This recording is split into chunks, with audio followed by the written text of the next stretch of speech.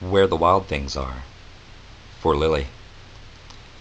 The night Max wore his wolf suit and made mischief of one kind and another, his mother called him Wild Thing, and Max said, "I'll eat you up." So he was sent to bed without eating anything. That very night, in Max's room, a forest grew, and grew, and grew, until his ceiling hung with vines, and the walls became the world all around. And an ocean tumbled by with a private boat for Max, and he sailed off through the night and day, and in and out of weeks, and almost over a year, to where the wild things are. And when he came to the place where the wild things are, they roared their terrible roars, and gnashed their terrible teeth, and rolled their terrible eyes, and showed their terrible claws.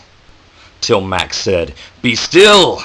and tamed them with the magic trick of staring into their yellow eyes without blinking once.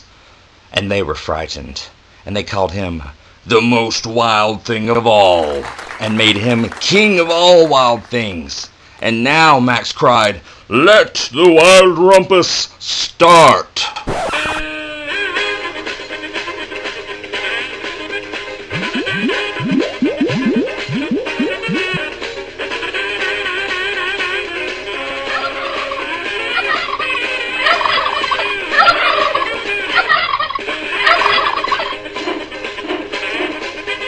"Now stop," Max said, and sent the wild things off to bed without their supper.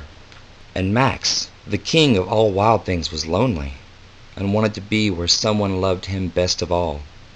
Then all around, from far away, across the world, he smelled good things to eat. So he gave up being king of where the wild things are. But the wild things cried, "Oh, please don't go.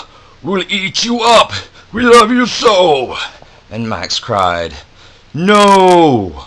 The wild things roared their terrible roars, and gnashed their terrible teeth, and rolled their terrible eyes, and showed their terrible claws. But Max stepped into his private boat, and waved goodbye, and sailed back over a year, and in and out of weeks, and through a day, and into the night of his very room, where he found his supper waiting for him, and it was still hot. The end.